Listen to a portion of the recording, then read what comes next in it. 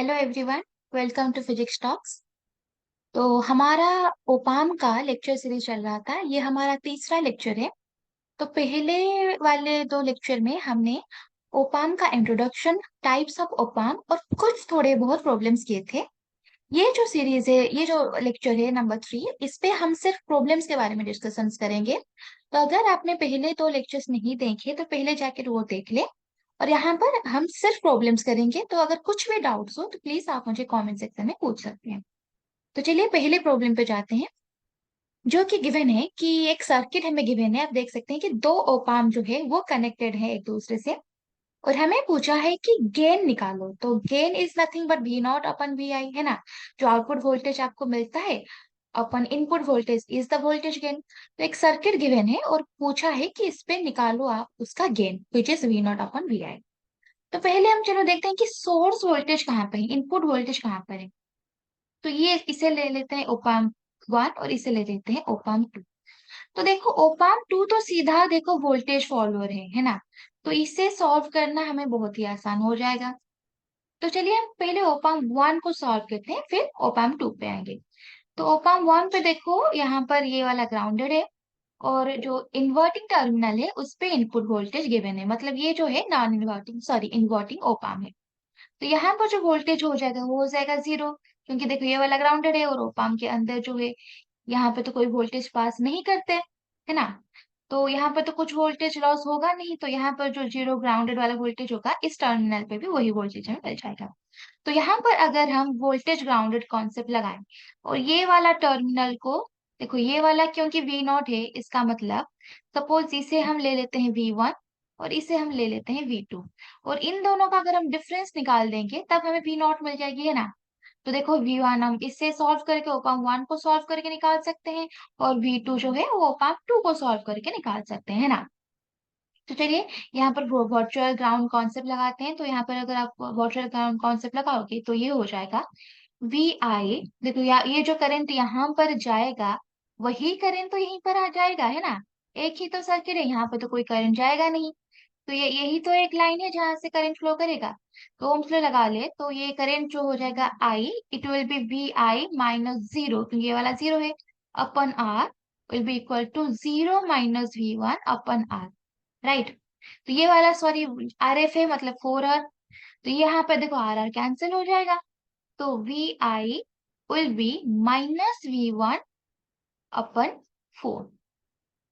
तो V one क्या हो जाएगा, -4 VI, है ना। और देखो नॉन इन्वर्टिंग है तो नेगेटिव आना तो जरूरी है हमारे लिए। तो V1 विल बी -4 VI। तो देखो ये वाला टर्मिनल जो है यहाँ पर हमें वोल्टेज मिल गया। यहाँ पर जो वोल्टेज होगा यहीं पर तो वही वोल्टेज होगा, है ना। तो देखो यहाँ पर हमें वोल्टेज मिल गया। अब निकालते हैं कि यहाँ पर कितना वोल्टेज होगा। तो देखो ये तो सिंपली वोल्टेज फॉलोअर सर्किट है ना। तो यहाँ पर जो वोल्टेज होगा इनपुट वही होगा आउटपुट वोल्टेज, क्योंकि इसका गेन तो वन होता है वोल्टेज फॉलोअर। यहाँ पर देखो आर एफ गिवन है ऑब्वियसली, लेकिन यहाँ पर आर आई गिवन नहीं है। R I is not given, it means it is a voltage followers opamp. तो यहाँ पर वी आई देखो कितना होगा, यही वाला वी आई, यही वोल्टेज तो यहाँ पर जा रहा है। इसका मतलब जो वी नॉट या वी टू जो होगा वो भी तो वी आई होगा, है ना। तो अब हम निकाल सकते हैं यहाँ से V not. V not will be nothing but V I minus -4 VI, right. See it will be 5 VI। तो हमें पूछा है गेन निकालो, तो gain is nothing but V not upon V I, which will be 5। I hope आपको ये सब समझ आ गया।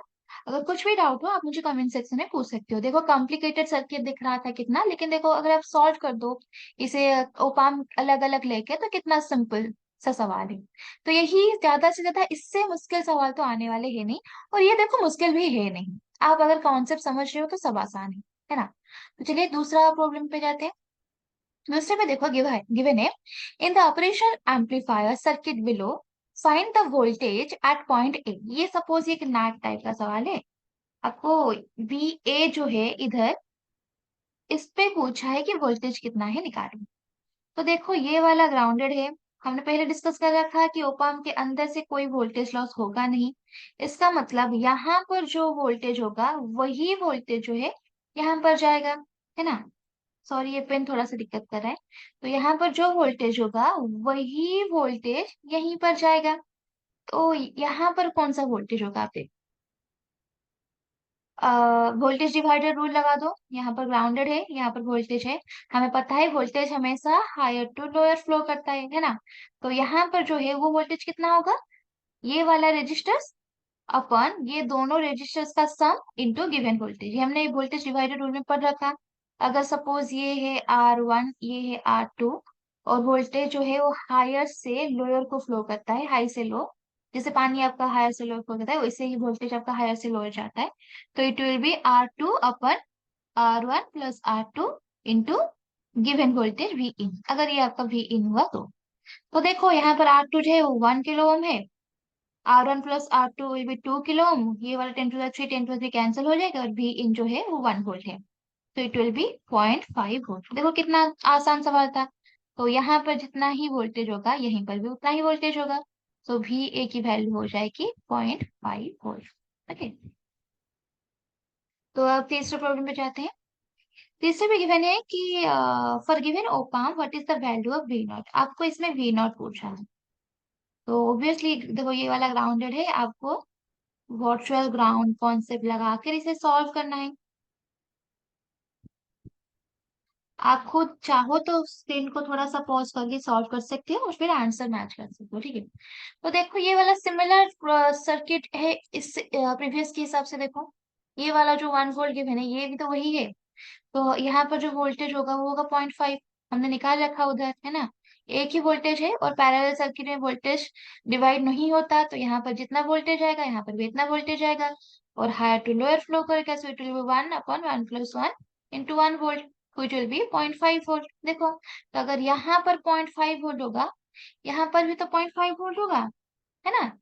तो अगर आप यहाँ पर voltage grounded concept virtual grounded concept लगाओगे, तो सपोज करंट यहाँ से यहाँ जा रहा है, तो ये वाला current will be equals to ये वाला करंट। एक ही तो करंट है जो दोनों एक इस सर्किट में फ्लो कर रहा है ना। सो it will B 1 - 0.5 divided by R I आपका क्या गिवन है, 1 kilo will be 0.5 minus V not upon RF कितना गिवन है, 2 किलो। इसे आप सॉल्व कर सकते हो आराम से। सो ये वाला हो जाएगा 0.5/1 will be 0.5 minus V not upon 2, है ना। तो ये वाला हो जाएगा 2 × 0.5 will be 1, will be 0.5 minus V not. तो V नॉट हो जाएगा 0.5 minus 1, which will be minus 0.5 volt. देखो वैसे भी आपका जो नॉन इन्वर्टेड टर्मिनल है वो ग्राउंडेड है, मतलब ये वाला जो ओपाम है वो एक तरह सा इन्वर्टिंग ओपाम है ना। और इन्वर्टिंग ओपाम है तो वोल्टेज तो नेगेटिव आएगा ही। तो अगर आप इसे इसलिए देखो दोनों गिवन है -0.5 +0.5, आपको कंफ्यूज करवाने के लिए। तो आपको कि मैम दोनों ही तरफ तो वोल्टेज गिवन है, लेकिन आप देखो ग्राउंडेड कौन सा वाला टर्मिनल है, पॉजिटिव वाला टर्मिनल ग्राउंडेड है। इसका मतलब वोल्टेज जो होगा वो नेगेटिव आएगा, क्योंकि देखो नेगेटिव में वोल्टेज गिवन है ना। तो इट विल बी -0.5 वोल्ट। तो आई होप ये आपको समझ आया। अगर कुछ डाउट हो तो पूछ सकते हो। तो फिर हम जाते हैं दूसरे क्वेश्चन पे, जिसपे आगे मैंने हमें एक आइडियल ओपा और क्या कहा है इस पे कि if the input to the circuit is sine wave, what will be the output. तो देखो यहाँ पर कोई फीडबैक नहीं है, इसका मतलब। और ये देखो इन्वर्टिंग टर्म ओपाम है, क्योंकि नॉन इन्वर्टिंग वाला ग्राउंडेड है। तो ये वाला है इन्वर्टिंग ओपाम, और साथ साथ ये है आइडियल ओपाम, ठीक है। तो इसका थोड़ा सा कॉन्सेप्ट हम समझ लेते हैं कि क्या होता है आइडियल ओपाम के केसेस में। तो अगर आपको एक आइडियल ओपाम इस तरह का गिवन है, ग्राउंडेड हो नहीं ग्राउंडेड हो उससे कोई फर्क नहीं पड़ता, तो हमें यहाँ पर एक बैलेंस के लिए एक गिवन होता है प्लस VCC और माइनस VCC। हमने पहले क्लासेस में पढ़ रखा, जो कि सैचुरेशन वोल्टेज देते हैं ना। तो अगर V प्लस नॉन इन्वर्टिंग वाला वोल्टेज ज्यादा है तो आपको जो है वो पॉजिटिव सैचुरेशन मिलेगी। और अगर V नॉट वाला ज्यादा है, V नेगेटिव वाला, तो आपको नेगेटिव सैचुरेशन मिलेगी। तो अगर आपका इनपुट कुछ साइन वेव इस तरह का है और एक आइडियल ओपा में पास हो रहा है, कोई भी फीडबैक नहीं है, तो पॉजिटिव साइकिल में जिसमें V प्लस जो है वो ज्यादा है, देखो ये वाला V प्लस है, जिसमें V प्लस ज्यादा है और V माइनस कम, इस पे आपको पॉजिटिव सैचुरेशन मिलेगी। और जब ये नेगेटिव साइकिल पे आ रहा है, जहां पर V माइनस लीड कर रहा है, तब आपको नेगेटिव सैचुरेशन मिलेगी। ठीक है, तो ये वाला देखो, अगर आप साइन वेव आपका इनपुट में गिवन है तो आपको एक स्क्वायर वेव मिल रहा है, राइट। तो ये वाला सवाल तो यहाँ पर गिवन है। एक तो ये आइडियल ओपम है, जिसका मतलब इनपुट जो है वो अगेन जो है वो इनफाइनाइट हो जाएगी। और अगर एक साइन वेव आपका गिवन है, तो यहाँ पर साइन के केस में पॉजिटिव साइकिल में प्लस वीसीसी वाला आ जाएगा, पॉजिटिव सैचुरेटेड, और नेगेटिव में माइनस वीसीसी वाला आ जाएगा। कांस्टेंट होगा वो, इस तरह से इसे इंक्रीजिंग और डिक्रीजिंग नहीं होगा, है ना। क्योंकि ओपाम है, ओपा आइडियल ओपाम हमेशा एज एन कंपैरेटर यूज होता है। इसे हम single input single output circuit भी कह सकते हैं। देखो ये वाला देखो ग्राउंडेड है, तो इसे हम सिंगल इनपुट और सिंगल आउटपुट सर्किट भी कह सकते हैं। और हमेशा आइडियल ओपाम जो है वो कंपैरेटर की तरह यूज होता है, ठीक है।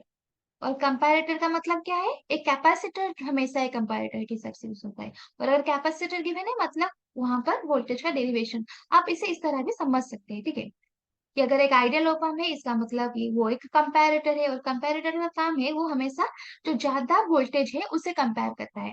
V प्लस V माइनस के बिना, देखिए ये वाला तो जीरो है, सपोज यहाँ पर नेगेटिव है, तो ज्यादा वोल्टेज है वो उसे कंपेयर करता है या फिर उसका डेरिवेशन निकाल देता है।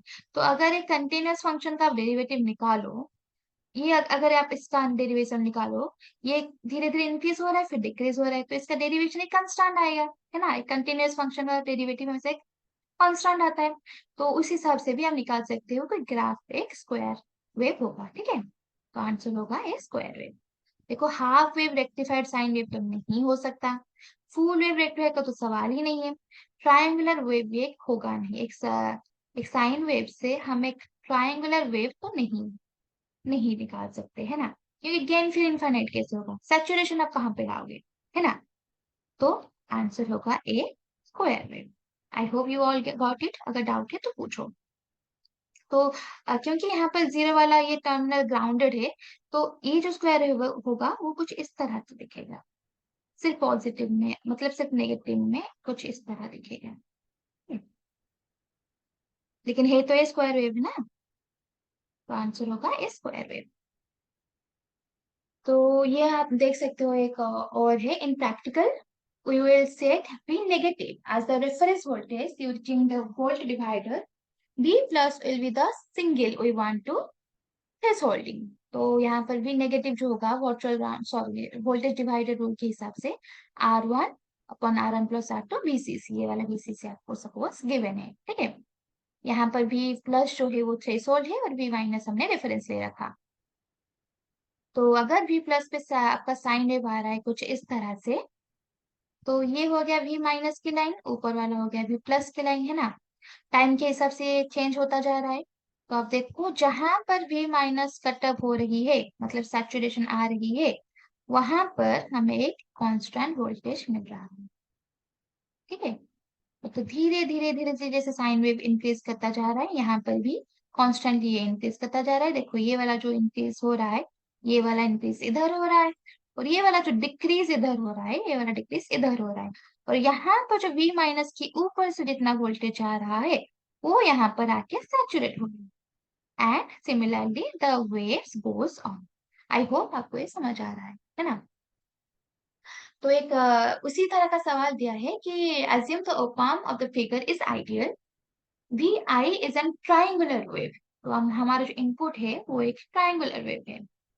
तो सर्किट जरा देख लो, यहाँ पर एक कैपेसिटर लगा रखा है, मतलब ये वाला ओपाम जो है वो एक डिफरेंशिएटर है ना। और एक डिफरेंशिएटर की आउटपुट वी नॉट क्या होती है, minus R C D V I upon D T. मतलब अगर एक ट्रायंगुलर वेव कुछ इस तरह का गिवन है, इसका अगर आप डिफरेंशिएशन करोगे तो क्या निकलेगा। एक ट्रायंगुलर का आउटपुट तो पैराबोलिक नहीं निकल सकता, साइन भी नहीं निकल सकता, और ट्रायंगुलर का डेरिवेटिव भी तो ट्रायंगुलर नहीं निकल सकता ना। क्योंकि देखो अगर एक्स वर्सेस टी का ग्राफ ड्रॉ करो और ग्राफ कुछ इस तरह से इंक्रीज कर रहा हो, इसका अगर आप डेरिवेशन निकालोगे तो ये एक कांस्टेंट क्वांटिटी तो होगा। मतलब अगर ये सपोज ग्राफ एक्स है, तो अगर आप एक्स के डेरिवेटिव एक्स के साथ करोगे तो ये वन आएगा, है ना, मतलब कांस्टेंट। इसका मतलब अगर एक ट्रायंगुलर वेव है और उसका आप डेरिवेशन निकाल रहे हो तो वो एक स्क्वायर वेव आएगा। पॉजिटिव में पॉजिटिव सैचुरेशन, नेगेटिव में नेगेटिव सैचुरेशन। अगर डिक्रीज कर रहा है कुछ इस तरह, तो वो देखो यहाँ पर डिक्रीज करेगी। फिर ये नेगेटिव में जा रहा है तो यहाँ पर ये नेगेटिव में जाएगी। फिर यहाँ पर वो कांस्टेंट सैचुरेशन आ जाएगी, है ना। सपोज ये पॉजिटिव सैचुरेशन है और ये वाला नेगेटिव सैचुरेशन है, तो देखो यहाँ पर एक नेगेटिव सैचुरेशन आ जाएगी। फिर उसी तरह से ग्राफ इसका चलता जाएगा। तो the answer will be A square wave, है ना। अगर साइन वेव हमने पहले वाले क्वेश्चन में देखा, अगर साइन वेव था तब भी स्क्वायर वेव आ रहा है, ट्रायंगुलर आ रहा है तब भी स्क्वायर वेव आ रहा है। तो अगर कुछ भी डाउट्स हो आप पूछ सकते हो, ठीक है। तो दूसरे सवाल पे जाते हैं। तो यहाँ पर गिवन है कि the open of the figure has a very poor open loop voltage gain 45, otherwise it is ideal. तो अगर आइडियल ओपन है तो उसका गेन हो जाता है इनफाइनाइट। तो वो कह रहा है कि इधर ओपन का जो ओपन वोल्टेज गेन है वो 45 है, नहीं तो इनफाइनाइट है। तो the gain of the amplifier equals to, तो इस एम्पलीफायर का गेन आप निकालो। तो हमें रिलेशनशिप पता है ओपन लूप गेन से कि V not is nothing but open loop gain into the voltage difference. तो सपोज यहाँ पर वोल्टेज V प्लस है, ये वाला V माइनस, तो V plus minus V minus, ये हमें पता है।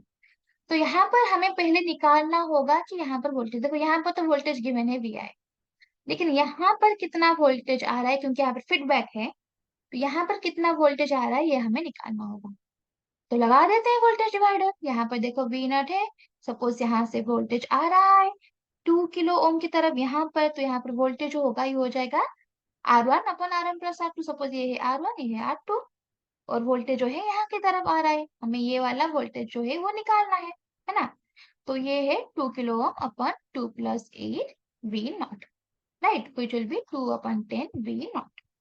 ठीक है, तो चलिए निकालते हैं फिर कितना होता है V नॉट। तो हमें पता है कि output voltage V not will B, यहाँ पर V नॉट जो है ये भी प्लस है, ये वाला भी प्लस है ना, सॉरी सॉरी V नॉट ही होगा, सॉरी V नॉट ही होगा।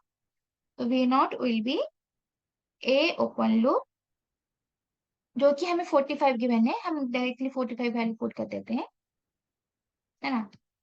तो 45,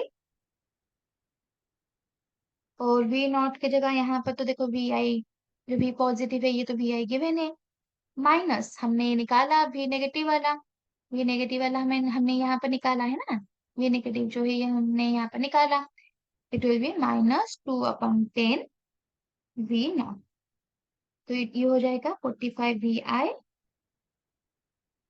-5 V, sorry 9, it will B 1/5, तो 45/5 विल बी 9 ना, 9 V नॉट। ठीक है, तो हमें निकालना है गेन। तो देखो V नॉट को एक तरफ ले लेते हैं, VI को एक तरफ ले लेते हैं, so it will be 10 V not equal to 45 VI। तो गेन जो होता है वो क्या होता है, V नॉट अपन VI। तो V नॉट अपन VI जो होगा वो होगा 45/10, which will be 4.5। So gain will be 4.5। I hope ये आपको समझ आ गया। फिर एक क्वेश्चन दे दिया है कि नेगेटिव फीडबैक इन एम्पलीफायर्स। तो नेगेटिव फीडबैक एम्पलीफायर में क्या काम करता है। तो ये क्वेश्चन को सॉल्व करने से पहले देख लेते हैं कि नेगेटिव फीडबैक जो है वो होता क्या है। तो नेगेटिव फीडबैक एक इलेक्ट्रॉनिक एम्पलीफायर में is something that subtracts a fraction of its output from its input, so that negative feedback opposes original signal. The applied negative feedback can improve its performance, which is gain stability, linearity, frequency response, response, and reduces sensitivity to parameter variations due to manufacturing or environment.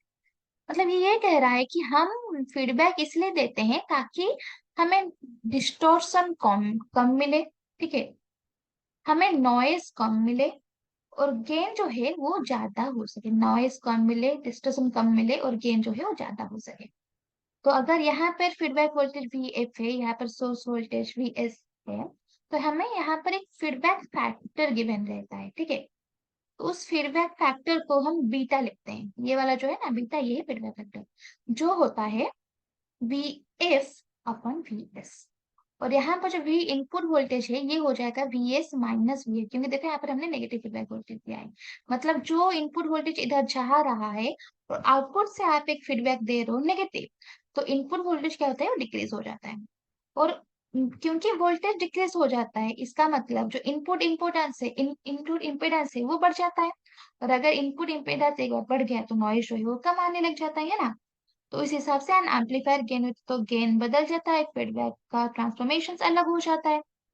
तो यहाँ पर दिया है कि negative feedback in amplifiers क्या करता है, improve the signal to noise ratio in the input. नहीं, हम इनपुट पे कोई चेंजेस नहीं होता है फीडबैक से, लेकिन आउटपुट पे जो है वहां पर चेंजेस होते हैं। ठीक है, अगर एक एम्पलीफायर है और वहां पर एक फीडबैक आपको इनपुट में दिया जा रहा है, इनपुट में कोई चेंजेस नहीं होगी, वो तो आप दे रहे हो ना Vs, जो आउटपुट आएगा वो होगा Vs माइनस Va, मतलब यहाँ पर जो चेंजेस होंगे सारे आउटपुट पे होंगे। तो जो है हमारा दूसरा ऑप्शन कि improve the signal to noise ratio output does not affect the signal. देखो अफेक्ट तो करता है, तो ये तो होगा नहीं। एंड रिड्यूस डिस्टॉर्शन, और डिस्टॉर्शन जो है वो भी रिड्यूस करता है। तो आंसर क्या होगा, 2 और 4 ओनली।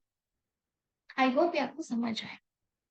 तो ये वाला सवाल आप खुद करो फिर कि negative feedback in voltage series configurations क्या करता है। अभी हमने कह दिया है आंसर में कि अगर नेगेटिव फीडबैक है तो वो क्या करता है, यहाँ पे जो इनपुट इम्पेडेंस है वो इंक्रीज करा देता है। So answer will be increase the input impedance, है ना। अब ये वाला सवाल जो है वो आपके लिए होमवर्क है। अब खुद सॉल्व करो और बताओ कि कैसा होगा। इसका आंसर एम्पलीफायर पे ही है, क्वेश्चन फीडबैक एम्पलीफायर पे आर जो है ये पूछा है, और कहा है कि जो इनपुट है वी नेगेटिव और V positive are to be amplified by the same amplification factor. दोनों का एम्पलीफिकेशन फैक्टर सेम है, तो यहाँ पर आर की वैल्यू कितनी होगी, ये आप खुद सॉल्व करो और कमेंट सेक्शन में अपना आंसर बताओ। ठीक है, तो अगर कुछ भी डाउट है प्लीज कमेंट सेक्शन में पूछो। Thank you so much.